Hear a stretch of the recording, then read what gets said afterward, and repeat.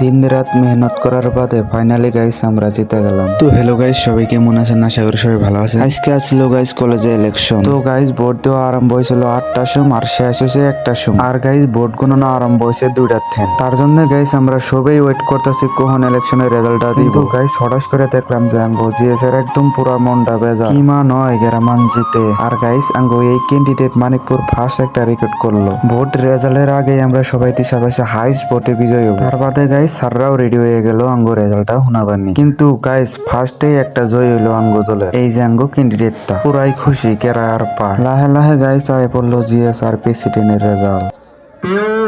আজাদ আলী। তো guys finally জিতে গেলাম আমরা। তখন গাইস প্রেসিডেন্টটা হইনা হি জিতলাম না। বাপরে গাইস এটাও জিতে গেলাম আমরা। তো গাইস ফাইনালি মেলা দিনের কষ্টর ফলটা পাইলাম। ধরে ধরে গেতেছি গেটের সামনে। যারা যারা মানিকপুর কলেজের স্টুডেন্টস আমার ভিডিও দেখতেছো তাদেরকে দিল সে থ্যাঙ্কস দিতে দেওয়ার জন্য।